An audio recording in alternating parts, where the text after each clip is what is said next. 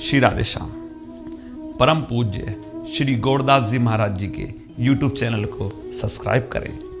पूज्य महाराज श्री की कथाओं को सर्वप्रथम देखने के लिए बेल आइकन दबाना ना भूलें।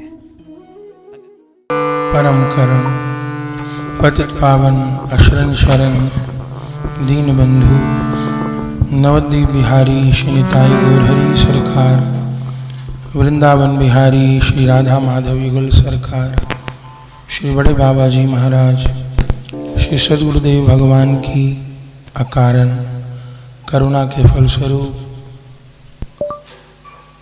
बालक जीवन शिशु पशुपालक श्रीमद राधा रमन चरण दास देव श्री बड़े बाबा जी महाराज का पावन चरित्र श्रवण करने का हमें आपको सौभाग्य प्राप्त हो रहा है। और आज सत्संग का छठा दिवस है। कल बाबा के पावन चरित्र में हम श्रवण कर रहे थे कि किस प्रकार श्री जगन्नाथपुरी में बाबा पधारे और किस प्रकार उन्होंने एक एक लीला स्थली का दर्शन किया और उन लीला स्थलियों की लीला को स्मरण किया और दर्शन करते हुए बार बार उनके हृदय में उसी लीला का उद्दीपन होता रहा। और यदि ये आस्वादन नहीं हो तो फिर बहुत समय तक भजन मार्ग पर बने रहना कठिन हो जाता है। शुरू में तो भक्ति करना, नाम करना, कीर्तन करना इसलिए अच्छा लगता है क्योंकि वो नया नया होता है, लेकिन धीरे धीरे फिर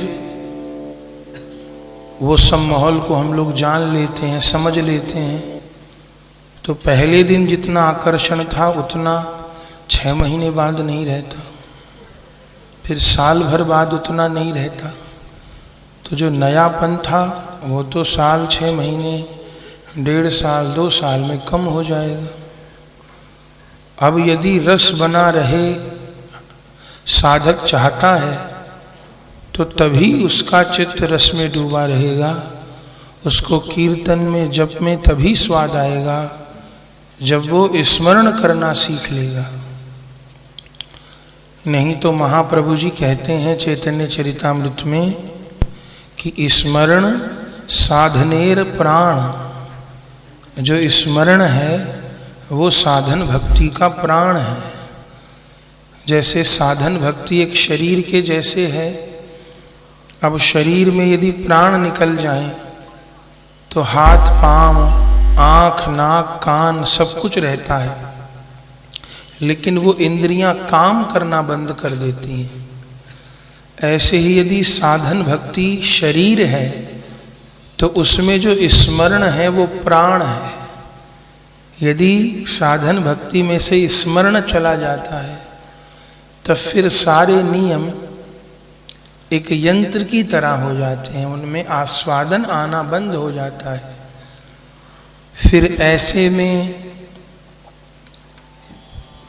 नाम जप की संख्या नहीं बढ़ पाती है, मंत्र की संख्या नहीं बढ़ पाती है, या ग्रंथ का आस्वादन नहीं हो पाता है। उसका कारण यही रहता है कि साधन भक्ति करते हुए स्मरण के ऊपर ध्यान नहीं दिया। भले धीरे धीरे, भले थोड़ा थोड़ा, ये सत्संग कथा चरित्र इसीलिए है कि हमारा स्मरण प्रभु के साथ जुड़ जाए, हमारा स्मरण गुरुजनों के साथ जुड़ जाए, और स्मरण भी समयोचित हो। जैसा समय चल रहा है उसके अनुसार स्मरण हो, और स्मरण भी गुरु लोगों के अनुगत्य में ही हो, कि इस समय कौन समय चल रहा है और गुरुजन इस समय में कौन लीला का आस्वादन करते हैं, उसके अनुरूप लीला का स्मरण हो तो उससे अधिक अनुकूलता प्राप्त होती है। बड़े बाबा एक एक लीला स्थली पर जाकर के लोटपोट हो रहे हैं, दर्शन कर रहे हैं। उन्हीं दिनों उनका एक साधु से मिलना हुआ जो कि मायावादी साधु थे, जटाजूटधारी। कृष्णानंद दास उनका नाम था, पुरी में ही रहते थे। अब चूंकि बड़े बाबा जी तो कीर्तन करते हुए सब जगह भ्रमण करते थे, तो एक दिन अचानक उनका जगन्नाथ वल्लभ मठ में बड़े बाबा जी से मिलना हुआ। कृष्णानंद जी ने बड़े बाबा को प्रणाम किया, उन्होंने उनको प्रणाम किया और उन्होंने सीधे एक प्रश्न किया कि आप लोग कौन संप्रदाय के हो? तो बड़े बाबा जी ने कहा कि हम गौड़ीय संप्रदाय से हैं। तो उन्होंने कहा कि गौड़ीय शब्द का क्या अर्थ होता है? तो बड़े बाबा ने कहा गौड़ीय शब्द का अर्थ होता है गौड़ देशवासी, पर मैं तो गौड़ीय के बजाय गौरीय बोलना ज़्यादा पसंद करता हूँ। बोले क्यों? बोले इसलिए कि ये संप्रदाय गौर से जुड़ा है, इसलिए गौरीय बोलना ज़्यादा ठीक लगता है। उन्होंने कहा गौर कौन है? बड़े बाबा ने कहा गौर साक्षात ब्रजेंद्र नंदन श्री कृष्ण ही श्री राधा की भाव कांति को लेकर के गौर हुए हैं। उन्होंने कहा हम आपके कहने से कैसे मान लें कि गौर श्री कृष्ण है? बड़े बाबा जी ने कहा मैं तो शुद्र जीव हूं, मेरे कहने से आप मत मानिए, लेकिन गौर श्री कृष्ण है, इसके अनेक शास्त्रीय प्रमाण विराजमान है। आप शास्त्र युक्ति सुनना चाहेंगे कि ये व्यवहार से? उन्होंने कहा दोनों प्रकार से। बड़े बाबा जी जब भी किसी को कुछ समझाते हैं तो आप चरित सुधा में देखेंगे वो एक बात पूछते हैं पूछने वाले से कि आप शास्त्रीय ढंग से उत्तर चाहते हैं या व्यवहारिक तरीके से। कोई दोनों तरीके से कहता है तो उसको दोनों प्रकार से समझाते हैं। तो पहले व्यवहारिक रूप से समझाया कि शास्त्रीय प्रमाण तो जो लोग संदेह करते हैं उन लोगों के लिए है, मैं शास्त्र प्रमाण भी आपको बतलाता हूँ, पर पहले इसी प्रकार व्यवहारिक रूप से सोचा जाए कि नित्यानंद प्रभु जी महाप्रभु जी के चरित्र में वर्णन है कि उनकी रूप माधुरी को, उनकी लीला माधुरी को जिनने भी एक बार देखा वे सदा सदा के लिए अपने चित्त का महाप्रभु के प्रति समर्पण कर देते हैं। उनकी जो अपरूप माधुरी है, जो उनकी नित्य माधुरी है, जो उनकी लीला माधुरी है, और सबसे बड़ी बात जो कृष्ण प्रेम प्रदान करने की उनकी सामर्थ्य है, ये ही सब बातें पर्याप्त नहीं है कि वो श्री कृष्ण है।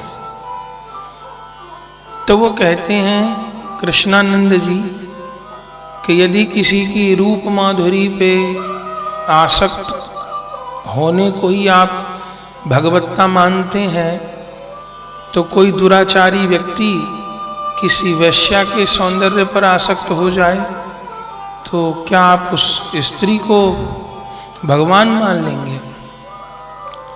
बड़े बाबा ने कहा कि कोई दुराचारी व्यक्ति किसी स्त्री पे आसक्त होता है तो कब तक रहता है? जब तक उसको ये आशा होती है कि मुझे इससे इंद्रिय भोग की तृप्ति होगी। लेकिन यदि किसी कारण उस स्त्री का रूप चला जाए, वो कुरूप हो जाए, तब क्या उसका प्रेम रहेगा? बोले वो तो नहीं रहेगा। यदि यौवन नहीं रहा, रूप नहीं रहा, तो उसका प्रेम भी समाप्त हो जाएगा।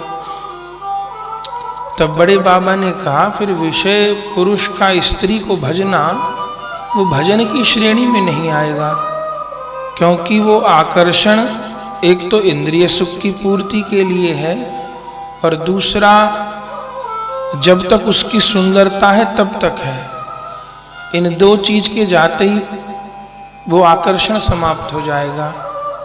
और इधर दूसरा जिसके प्रति प्रेम होता है, ये तो काम की बात है, और काम उसको कहते हैं जिसमें अपनी इंद्रियों के सुख लेने की भावना हो, और प्रेम उसको कहते हैं जिसमें अपने प्रियतम को सुख देने की भावना हो। बड़े बाबा जी कहते हैं दूसरी तरफ प्रेम है जहां पर प्रेम पात्र का अभाव होता है फिर भी प्रेम रहता है। माने ठाकुर जी को हमने देखा नहीं है, अभी निताई गौरांग को देखा नहीं है, पर गुरुओं के मुंह से सुना है। शास्त्र में पढ़ा है कि निताई गौरांग ऐसे हैं, राधा माधव ऐसे हैं। अभी अपने प्रेम के पात्र को देखा नहीं है, सुना ही सुना है, लेकिन सुनते सुनते ही अपने प्रेम पात्र में हमारा प्रेम हो गया है। प्रेम पात्र को देखा नहीं है, अभी अनुभव में नहीं आया है, लेकिन गुरु लोगों के मुंह से सुना है, शास्त्र में पढ़ा है, और पढ़ के सुन करके उससे प्रेम हो गया है। वैष्णव लोग उसकी प्राप्ति के लिए रो रहे हैं, देखा तो नहीं है अभी प्रेम पात्र को देखा नहीं है फिर रो रहे हैं। तो ये रोना, ये तड़पना क्या है? ये भजन की श्रेणी में आता है, क्योंकि इस वाले संबंध में न तो कोई इंद्रिय तृप्ति की भावना है और ना किसी काम पूर्ति की भावना है और ना कोई व्यर्थ का आकर्षण है। ये विशुद्ध प्रेम केवल प्रभु के साथ ही संभव है और किसी के साथ संभव नहीं है। फिर वो जाने में हो जाए या अनजाने में हो जाए। और बड़े बाबा जी कहते हैं कि कहाँ तो संसारिक जो प्रेम है, आपने जो कहा कि एक पुरुष स्त्री के प्रति आकृष्ट हो जाए, यदि उस स्त्री का यौवन दूर हो जाए या उसकी मृत्यु हो जाए तो थोड़े दिनों बाद वो व्यक्ति उसको भूल जाएगा या किसी और स्त्री के प्रति आकृष्ट हो जाएगा। लेकिन प्रेम की उल्टी दशा है। प्रेम तो विरह अवस्था में और अत्यधिक उन्नति को प्राप्त होता है। माने संयोग में इतनी ऊंचाई को प्राप्त नहीं होता है जितना कि वियोग में होता है। इसलिए गौड़ीय आचार्यों ने तो जो विप्रलंभ रस है, माने जो वियोग रस है, उसको संयोग से भी अधिक श्रेष्ठ माना है। और जो माथुर विरह हुआ है, जो भगवान मथुरा पधारे हैं और फिर द्वारिका पधारे हैं, तो इसके पीछे आचार्य लोग एक और दृष्टि देते हैं कि भगवान मथुरा पधारे, द्वारिका पधारे, फिर ऐसे 100 साल का वियोग हो गया। तो ऐसा क्यों? बोले इसलिए कि ब्रजवासियों ने ही ये सुख मांगा था कि आपके संयोग के सुख को तो हमने जान लिया, पर हम ये जानना चाहते हैं कि आपके विरह में तड़पने में कौन सा सुख है, आपके लिए रोने में कौन सा सुख है, हम वो जानना चाहते हैं। तो ठाकुर जी ने मथुरा जाने के बहाने कृपा करके ब्रजवासियों को ये वाला सुख प्रदान किया। इस सुख में ब्रजवासियों को कौन से विशेष सुख की उपलब्धि हुई? भ्रमर गीत में श्री जी ये बात उद्धव को कहती हैं कि जब प्रियतम निकट होते हैं तो एक प्रेमी होता है और एक प्रेमास्पद होता है। एक प्रिया होती है, एक प्रियतम होता है जब प्रियतम निकट होते हैं। लेकिन जब प्रियतम दूर होते हैं, प्रियतम का वियोग हो जाता है, तब क्या हो जाता है? तब बोले सृष्टि का एक एक कण प्रियतम का रूप दिखाई पड़ता है। एक एक पत्ता, एक एक तिनका, एक एक वस्तु, हर चीज में मुझे प्रियतम का अनुभव होता है। तो वो कहने के लिए वियोग है, पर उस वियोग में अत्यधिक संयोग रस का मिलन होता है। जब प्रियतम निकट होते हैं तो वो एक होते हैं, पर जब वो नहीं होते तब वो अनेक हो जाते हैं। तब चारों ओर मुझे अपने प्रियतम ही दिखलाई पड़ते हैं और उनके मिलन का आस्वादन प्राप्त होता है। बहुत प्रकार से समझाया। फिर उन कृष्णानंद जी को शास्त्रीय प्रमाण दिए कि यदि इससे आप संतुष्ट नहीं होते हो और गौर श्री कृष्ण हैं इसको नहीं मानते हो, तो इसके लिए फिर शास्त्र प्रमाण है। श्रीमद् भागवत जी में तो अनेक प्रमाण हैं। जिस समय प्रहलाद जी नरसिंह भगवान की स्तुति करते हैं, उस समय प्रहलाद जी कहते हैं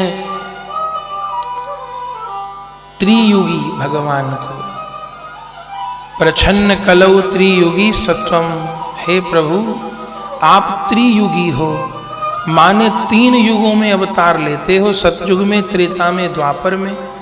तो बोले कलयुग में नहीं लेता, बोले कलयुग में आपके छन्न कलौ यद भव त्रियुगोत सत्वम, कलयुग में आप प्रछन्न अवतार ग्रहण करते हो।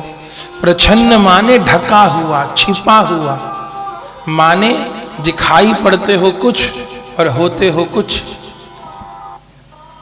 ऐसा ही प्रमाण 10वें स्कंद में जब ठाकुर जी का नामकरण करने के लिए गर्गाचार्य जी आते हैं, तब नंद बाबा से कहते हैं आसन वर्णास्त्रयो हस्य गृहणितो नुयुगम तनु शुक्लो रक्तस्तथा पीत इदानीम कृष्णताम गता। हे नंद जी, ये आपका बालक तो युग युग में अवतार लेता है। बोले कैसे? बोले सतयुग में रक्त वर्ण से लेता है और त्रेता में शुक्ल वर्ण से लेता है और द्वापर में कृष्ण वर्ण से लिया है और कलयुग में पीत वर्ण से अवतार लेता है, गौर वर्ण से अवतार लेता है। तो जीव गोस्वामी जी यहाँ टीका करते हैं कि यदि गर्गाचार्य जी कल की अवतार के लिए कह रहे थे, कलयुग में कल की अवतार भी होता है, पर वो तो सांवले रंग का होता है, तो गर्गाचार्य जी ये क्यों कह रहे हैं कि आपका लाला कलयुग में पीत वर्ण से अवतार लेता है? ये पीत वर्ण वाला अवतार कौन है? ये पीत वर्ण वाला अवतार तो महाप्रभु जी का है।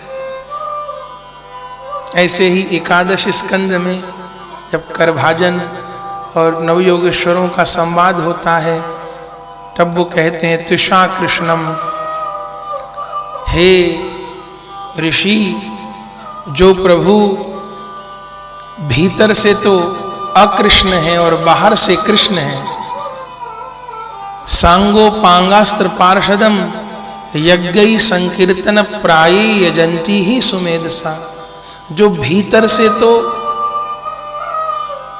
कृष्ण है और बाहर से अकृष्ण है, गोरे हैं, कलयुग में उनके पार्षद उनकी अंग उपांगों सहित कीर्तन के द्वारा उपासना करेंगे। ये किसके लिए कहा? बड़े बाबा जी ने हजारों सैकड़ों प्रमाण दिए हैं चरित्रसुधा में। उन कृष्णानंद जी से संवाद हुआ है और ये संवाद एक दिन नहीं हुआ, 3 दिन तक चला है। 3 दिन तक वो बाबा सवेरे ही आ जाते थे कृष्णानंद जी और शाम तक बैठे रहते थे और बड़े बाबा गौर कथा सुनाते थे कि महाभारत में जिस समय विष्णु सहस्त्र नाम का उपदेश हो रहा था, तब वेद व्यास जी ने क्या लिखा? जब नारायण के 1000 नामों को बताया तो उसमें एक नाम बताया स्वर्ण वर्ण हेमांगो वरांगस चंदनांगदी संन्यासकृत शम शांतो निष्ठा शांति परायण। मैं उन प्रभु को प्रणाम करता हूं जिनका सोने जैसा रंग है, स्वर्ण वर्ण हेमांगो। अब सोने जैसा रंग तो किसी अवतार का नहीं है, 24 अवतार में कोई अवतार सोने जैसे रंग का नहीं है, महाप्रभु जी को छोड़ के। स्वर्ण वर्ण हेमांगो, जिनका अंग तपे हुए सोने के जैसा है, और वरांगस चंदनांगदी, जो श्रेष्ठ दीर्घ अंगों वाले हैं, जो देह पर चंदन धारण करते हैं, जो सन्यास लेकर के इस जगत को हरि नाम का उपदेश करते हैं, उन प्रभु को प्रणाम है। कृष्णानंद जी कहते हैं समझ में आ रहा है आप उनके लिए कह रहे हैं, लेकिन जब इतना कह दिया तो खुल करके गौरांग और कह देते, वेद व्यास जी खुल के चैतन्य और कह देते तो संशय की गुंजाइश नहीं रहती। ऐसा क्यों नहीं कहा? बड़े बाबा जी ने कहा ऐसा इसलिए नहीं कहा क्योंकि भगवान की ऐसी इच्छा नहीं थी। भगवान ही अपने को भक्त करके दिखाना चाहते हैं, भगवान करके नहीं दिखाना चाहते। जहां पर बिल्कुल स्पष्ट कहा हो वो प्रमाण दीजिए। तब बड़े बाबा जी ने पद्म पुराण का, ब्रह्म वैवर्त पुराण का, शिव पुराण का, गरुण पुराण के उदाहरण दिए। पद्म पुराण में वेद व्यास जी लिखते हैं कि गंगा जी के पावन तट पर कलौ संकीर्तनारंभे भविष्यामि शची सुत। कलयुग के प्रारंभिक चरण पर गंगा के तट पर शची मैया के गर्भ से मैं अवतार ग्रहण करूंगा। भागीरथस्यातटे गौरांग सो महितले कलौ संकीर्तनारंभे भविष्यामि सनातनः। गरुण पुराण में भी कहते हैं कि गंगा जी के तट पर गौरांग रूप से शची मैया के घर अवतार लेकर के इस सारे जगत को कीर्तन की गंगा से सरापोर कर दूंगा। शिव पुराण का बाबा उदाहरण देते हैं, जिस समय सब भगवान के अवतार के लिए प्रार्थना करते हैं तब उस समय नारायण आकाशवाणी करते हैं कि दिविजा भुवि जाय ध्वम भक्त रूपिण कलौ संकीर्तनारंभे भविष्यामि शची सुत। हे देवताओं, आप धरा पर जाकर के भक्तों के रूप में अवतार ग्रहण करो, क्योंकि मैं शीघ्र गंगा तट पर शची मां के गर्भ से अवतार लेकर कीर्तन को प्रारंभ करने वाला हूं। अनंत सन्निहिता में जब पार्वती जी जिज्ञासा करती हैं भोले बाबा से कि आपने हमको राम कथा सुनाई, कृष्ण कथा सुनाई, यदि कलयुग में भगवान का कोई पूर्ण अवतार होना हो तो आप हमें बताइए। तब भोले बाबा ने कल की अवतार के विषय में नहीं कहा, तो क्या कहा कि देवी य ऐव राधिका कृष्ण स ऐव गौर विग्रहे और यच्च वृंदावनम देवी नवद्वीपश्य तत्शुभम। हे देवी, जो राधा माधव हैं कलयुग में वे दोनों मिलकर के गौरांग महाप्रभु के रूप में अवतरित होंगे, और जो वृंदावन धाम है ये वृंदावन धाम ही नवद्वीप के रूप में प्रकट है। अब कहाँ गुंजाइश रह गई? बड़े बाबा जी शास्त्र प्रमाण देते चले गए। और 3 दिन तो बहुत थे, वो चाहते तो 3 क्षण में ही। हमको लगता है कृष्णानंद जी को समझाने में 3 दिन इसलिए लग गए होंगे कि बाबा कोई गौर कथा कहने में इतना सुख आ रहा होगा। बोले यदि जल्दी समझ जाएंगे तो सत्संग जल्दी पूरा करना पड़ेगा, तो जल्दी मत समझाओ, अभी आस्वादन करते रहो।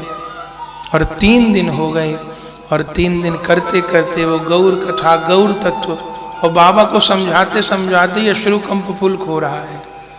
और जब तीसरा दिन हुआ तब तो वो कृष्णानंद महाराज हा निताई और हा गौरांग कह के बड़े बाबा के चरणों में लोट-पोट हो और चीख चीख कर कहने लगे, महाराज अपनाओ मुझको, मैं मायावादी सन्यासी हूँ, जटा जूट बढ़ा के केवल लोगों से सम्मान पाने के लिए, प्रतिष्ठा पाने के लिए मैंने ये नाटक बनाया हुआ है, आप मुझ पर कृपा करिए। जब रो रो के इस प्रकार विनती करने लगे तब बड़े बाबा जी के हृदय में दया उत्पन्न हुई।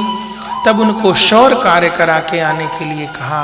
उन्होंने शौर कार्य कराया है, वैष्णव रूप धारण किया है, और तब बड़े बाबा जी ने उनको दीक्षा प्रदान करी है।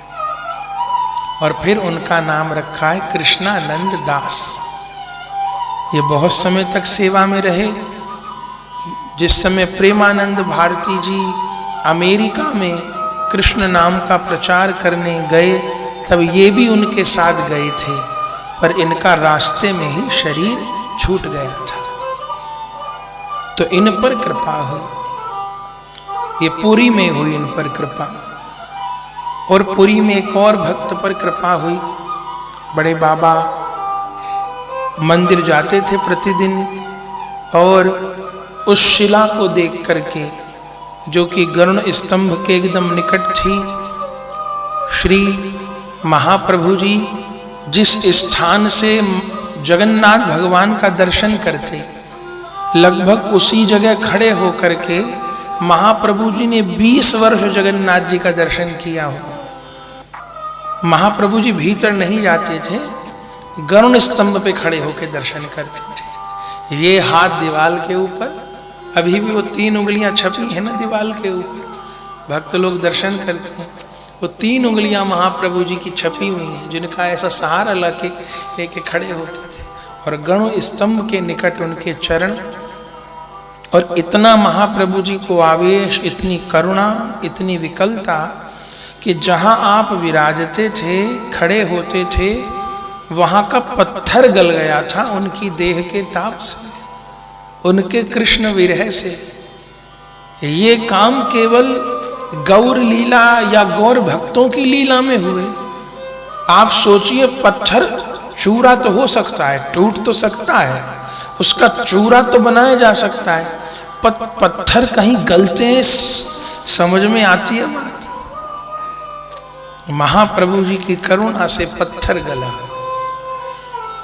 वे जहां खड़े होते वहां इतना इतना गड्ढा हो गया। और फिर महाप्रभु की लीला अंतर ध्यान हो गई।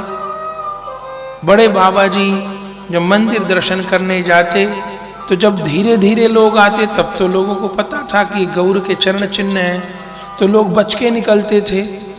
पर मंदिर में भीड़ भी उस समय पर हो जाती, जब बहुत भीड़ होती और एकदम रेले के साथ लोग भीतर आते, तो उस समय फिर मर्यादा नहीं रहती। कितने लोगों का पैर उन चरण चिन्हों पर पड़ जाता था जब भीड़ अंदर घुसती थी। और ये देख करके बड़े बाबा जी व्याकुल हो जाते। तब उन्होंने उस समय पुरी के राजा से निवेदन किया, जबकि ये काम बहुत सहज नहीं था, क्योंकि मंदिर में कुछ भी नया निर्माण करना या तोड़ना ये बहुत कठिन बात होती है। लेकिन बड़े बाबा जी ने पुरी के राजा से संपर्क किया। वे बहुत आकृष्ट थे बड़े बाबा के प्रति। उन्होंने कहा, आज्ञा करिए हमारे लिए। तब बड़े बाबा जी ने कहा कि वो गरुण स्तंभ के पास हमारे प्राण वल्लभ गौरांग के चरण चिन्ह विराजमान है। उन चरण चिन्हों की शंकर ब्रह्मा सनकादिक पूजा करते हैं। और जब भीड़ हो जाती है तो वैष्णवों के पैर पड़ते हैं उसके ऊपर। कुछ ऐसी व्यवस्था करिए कि उन 5 पद्म का अलग से मंदिर बने। तब बड़े बाबा जी के आग्रह पर उस शिला को वहां से निकलवाया गया, कटवा करके। और फिर उस शिला को निकलवा करके मंदिर में ही जो उत्तरी द्वार है उसके निकट आप सबने दर्शन किए हैं, उस अलग से मंदिर में स्थापित किया गया। वो वैष्णवों की निधि है। हम लोग जगन्नाथ जी दर्शन करने जाते हैं तो जितना जगन्नाथ भगवान के दर्शन का आकर्षण होता है, उससे कहीं ज्यादा उन 5 पद्म के दर्शन का आकर्षण होता है। वो बड़े बाबा जी के स्थापित किए हुए हैं। और आज तक बड़े बाबा जी की परंपरा के साधु ही वहां सेवा करते हैं। अब स्थापित कर दिए, फिर सेवा की व्यवस्था की बात हुई तो ठाकुर जी ने सेवक की व्यवस्था भी कर दी। उस समय मंदिर के पास एक रामानंदी संप्रदाय का मठ था। उसमें एक ब्राह्मण के बालक को एक परिवार ने महंत बना दिया था। उस ब्राह्मण के बड़े भाई ने ये सोच करके कि ये ब्राह्मण बच्चा है, महंत बन जाएगा, और महंत का तो बहुत आनंद होता है, बहुत पैसा मिलेगा, बहुत वस्तु मिलेंगी, महंत बना दिया था उसको। फिर थोड़े दिन बाद जो उस मठ के अधिकारी थे वो आ गए। उन्होंने उस बच्चा जो महंत बना था और उसका जो बड़ा भाई था उनको बाहर निकाल दिया। अब मुकदमा होने लग गया आपस में। बड़े भाई ने मुकदमा कर दिया और उस अधिकारी ने भी कर दिया। वो जो ब्राह्मण बालक था उसका नाम था शीतल दास। अब इधर तो मुकदमा चल रहा था और इधर बड़े बाबा प्रतिदिन जगन्नाथ भगवान कीर्तन लेके जाते थे और कीर्तन लेके लौटते थे। अब उनका कीर्तन तो ऐसा कि जैसे श्याम सुंदर का बंसी नाद हो रहा हो या महाप्रभु का हरि नाद हो रहा हो। जो सुन ले वही बावरा हो जाए। तो वो महंत बालक मठ के बाहर खड़े होकर कीर्तन सुनता था और जब बड़े बाबा के आवेश को देखता था, बड़े बाबा के सत्संग को सुनता था, पागल हो जाता था। और मन ही मन उसने निश्चय किया था कि ये मेरे माता पिता पता नहीं क्यों संपत्ति पाने के लिए मुझे महंत पद पर बिठाना चाहते हैं। अभी तो मैंने साधन मार्ग के किसी भी अंश को नहीं समझा। इन महात्मा को देख करके लगता है कि इन महात्मा की शरणागति ग्रहण करी जाए और इनके सानिध्य में फिर भजन करके साध्य को प्राप्त किया जाए। लेकिन वो घर वालों ने मुकदमा किया हुआ था। अब वो बच्चा दिन रात प्रार्थना किया करता था, जगन्नाथ भगवान के दर्शन करने जाता और जगन्नाथ भगवान से कहता कि हे प्रभु, मेरे परिवार वालों को मुकदमे में हरा देना, जिताना नहीं, हरा देना, ताकि मेरी इस महंत पद से छुट्टी हो जाए। ऐसे प्रार्थना करता था। मुकदमे की तारीख आई तो उस समय किशोरी बाबू करके उस मुकदमे के जज थे और वो बड़े बाबा जी के बहुत भक्त थे। क्योंकि बड़े बाबा जी पुरी में पधारे तब थोड़े ही समय में जो वहाँ के वरिष्ठ लोग थे वे बड़े बाबा से आकर्षित हो गए थे, जिनमें प्यारी मोहन थे, बलराम बाबू थे, अर्जुन सांतारा थे, गणेश महांती थे, जगदानंद राय थे, ये किशोरी बाबू थे। कितने वकील जज बड़े बाबा के कीर्तन में पधारते थे। तो वो किशोरी बाबू, और वो किशोरी बाबू थे भी बहुत भक्त। और सुनवाई चल रही थी मुकदमे की और वो मन में सोचे बैठे थे कि इस बच्चे के पक्ष में अपना निर्णय देंगे। इस बच्चे के साथ अन्याय हो रहा है, जब महंत बना दिया तो बना दिया। और उनके लिए लिखा है चरितसुधा में कि जब वे कोई निर्णय देते थे तो पहले कम से कम 10-15 मिनट तक जगन्नाथ भगवान का ध्यान करते थे, ताकि मेरे से गलत निर्णय न लिखा जाए। तो वो सोच करके आए थे कि मैं ऐसे ऐसे उस बच्चे के पक्ष में निर्णय दूंगा। और 10 मिनट जगन्नाथ भगवान का ध्यान भी किया, लेकिन जब वो लिखने लगे फैसला, जैसे उनका हाथ किसी ने आके पकड़ लिया हो। लिखना था कि बच्चे को महंत पद दिया जाए और लिख दिया बच्चे को महंत पद से निष्कासित किया जाए। अब जब वो निर्णय खुला तो वो जो अधिकारी थे वो लोग तो प्रसन्न होने लगे कि हमारे पक्ष में निर्णय आया। अब वो शीतल दास जी के जो माता पिता थे वे सब परेशान हो गए, तो इतना बड़ा स्थान हाथ से निकल गया हमारे। अब इधर जब वो फैसला करके किशोरी बाबू कचहरी से बाहर आए तो उनको भी लगे कि ये क्या हुआ है। लिखना कुछ चाह रहा था, लगता था कि मेरा हाथ ही कोई पकड़ा करके चला रहा है कि ये नहीं ये लिखो। तब बड़े दुखी हुआ, आज तो बहुत गलत काम हो गया मेरे से। फिर संध्या समय बड़े बाबा जी के पास पहुंचे। अब ये सब लीला तो उन्हीं की थी, वहाँ कचहरी में जाके हाथ उन्होंने ही पकड़ा होगा। जब वे संध्या समय पहुंचे बड़े उदास, बड़े बाबा जी ने कहा कि क्या हुआ। तब उन्होंने ये सब बात बताई। तब बोले दुख मत मानो, जिस बच्चे का फैसला करके आए हो शीतल दास, वो प्रतिदिन जगन्नाथ जी से यही प्रार्थना कर रहा था कि मैं हार जाऊं, मैं हार जाऊं, मैं हार जाऊं। कभी जीतने में भी हार होती है, कभी हारने में भी जीत होती है। मैं हार जाऊं तो जरूर जगन्नाथ जी ने ये लीला करी है। उन किशोरी बाबू ने कहा वो बच्चा हारना क्यों चाहता था, हार के उसको क्या मिलेगा। बोले वो तो वही बता सकता है उसको हार के क्या मिलेगा। वो बात ही कर रहे थे कि इतनी देर में वही बालक 12-14 वर्ष का रोते रोते हा निताई हा गौरांग कहते हुए बड़े बाबा के चरणों में आकर के पड़ गए। उसके माँ बाप भी पीछे पीछे आ रहे थे। माँ बाप उस बच्चे को घर ले जाना चाहते थे, पर उस बच्चे ने अपने माँ बाप को कहा कि तुम तो मुझे महंत पद के लिए दे चुके हो, अब तुम्हारा मेरे पे हक कहाँ रहा। यदि हम मुकदमा जीत जाते तो महंत बन जाते तो तुम्हारा मेरा तो कोई संबंध नहीं रहा। अब भले मुकदमा हार गया हूँ, घर ले जाने की सोच रहे हो, पर मैं घर नहीं जाऊँगा। तो कहाँ जाओगे। बोले ऐसे ऐसे जगन्नाथ वल्लभ मठ में एक महात्मा रहते हैं, मैं बस उन्हीं के चरणों में जिंदगी भर रहना चाहता हूँ और अपने जीवन को सफल करना चाहता हूँ। माँ बाप ने बहुत रोका, पर वो बच्चा नहीं माना था और आकर के बड़े बाबा के चरणों में समर्पण कर दिया। देख करके किशोरी बाबू तो विवल हो गए और उन्होंने कुछ भी निवेदन नहीं किया शीतल दास बाबा ने। बाद में उनका नाम शीतल दास बाबा ने रखा था। कुछ नहीं कहा उस बच्चे को, आते ही बड़े बाबा ने गोद में उठा लिया और गोद में उठा करके कीर्तन करने लगे। और कीर्तन के ही बीच में उस बालक के कान में मंत्र प्रदान कर दिया और वो मंत्र ग्रहण करना था कि बालक अचेत होकर के गिर पड़ा। हा निताई हा गौरांग कहते हुए ये किशोरी बाबू ने सब, वो जो जज थे कचहरी के, उन्होंने सब ये लीला अपनी आंखों से देखी। तब उनको समझ में आया कि बाबा क्यों कह रहे थे कभी कभी जीतने से हार हो जाती है और हारने से जीत हो जाती है।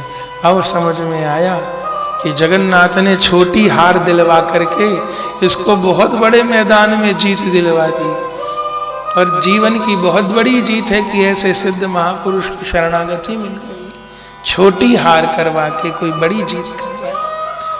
तब वे शीतल दास बाबा जी जीवन भर बड़े बाबा जी के अनुगत्य में रहे और शीतल दास जी को सखी माँ जी और रामदास बाबा जी से भी ज्यादा संग मिला है बड़े बाबा का। क्योंकि बाबा जी महाराज की तो 4 साल बाद शरणागति हुई है, सखी माँ जी की भी लगभग उसी समय हुई है, और शीतल दास जी तो जब तक झांझ पीठा मठ भी प्राप्त नहीं हुआ था। अभी बड़े बाबा को पूरी आए 3-4 महीने हुए थे तब उनको प्राप्ति हो गई।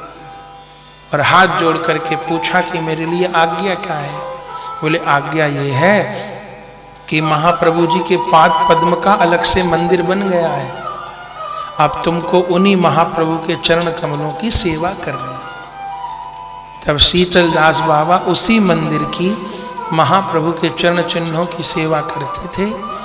एक और कोई वैष्णव थे, उन्होंने प्रतिदिन के लिए भोग आरती तुलसी माला इसकी व्यवस्था कर दी और सुंदर रूप में सेवा होने लगी और आज तक उसी सुंदर रूप में सेवा हो रही है।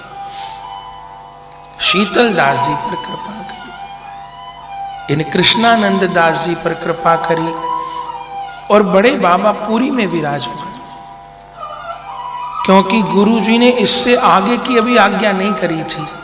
जब गुरु जी के यहाँ से चले थे तो उन्होंने यही कहा था कि अयोध्या काशी वृंदावन होते हुए नवद्वीप जाना और नवद्वीप से पुरी जाना।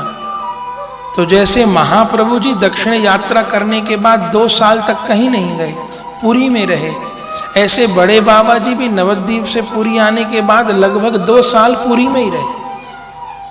और उस 2 साल के भीतर बड़े बाबा जी ने बहुत गहन रूप में जगन्नाथ जी की लीलाओं का आस्वादन किया है। ये जो 2 वर्ष का जो काल है लगभग, इस समय बड़े बाबा जी ने भरपूर तरीके से जिस प्रकार महाप्रभु जी ने जगन्नाथ जी में रह करके वृंदावनीय लीलाओं का आस्वादन किया, उस प्रकार बड़े बाबा ने किया। धीरे धीरे समय बीता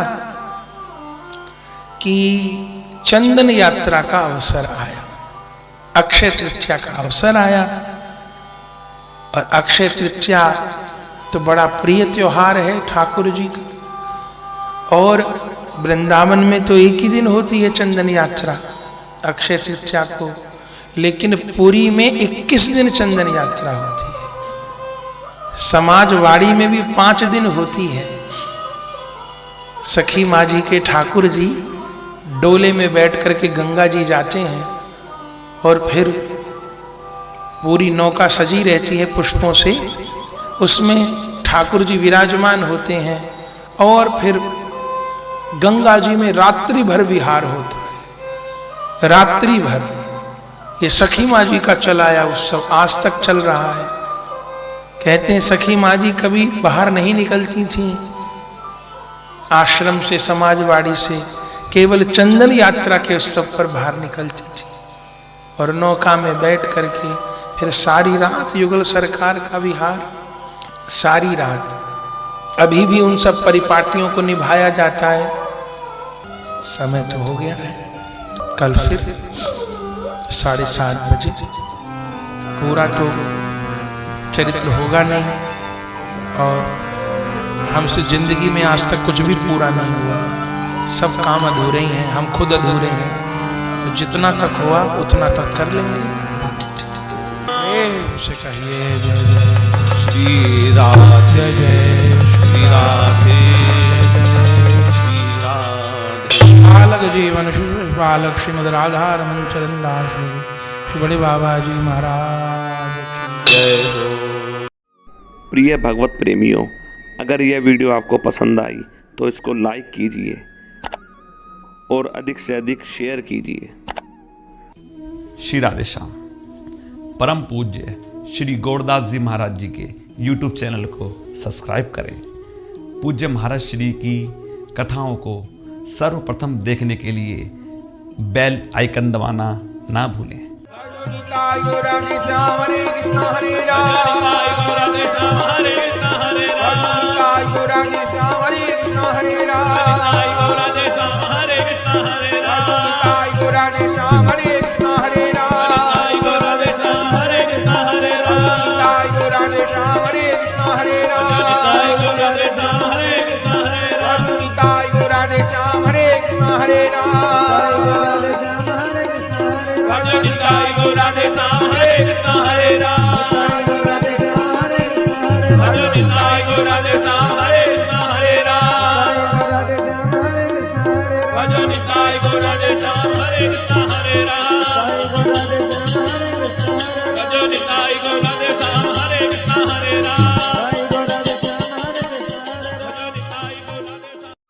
श्री वृंदावन धाम में श्री बांके बिहारी जी के मंदिर से 1 किलोमीटर की दूरी पर अटल्ला चुंगी के निकट परम पूज्य श्री गौरदास जी महाराज जी के आश्रम श्री गौर कृपा धाम का हम दर्शन कर रहे हैं, जहां श्री निताई गौरांग देव, श्री राधा गोविंद देव, श्री गिरिराज जी श्री मंदिर में विराजमान है, जहाँ विधिवत अष्टायाम ठाकुर जी की सेवा हो रही है और प्रत्येक एकादशी वैष्णव साधुओं द्वारा अष्टप्रहर हरिनाम संकीर्तन होता है और कथा सत्संग हॉल एवं भक्तजनों के ठहरने के लिए एसी एवं नॉन एसी कमरे के साथ भोजन प्रसाद की उत्तम व्यवस्था सुलभ है।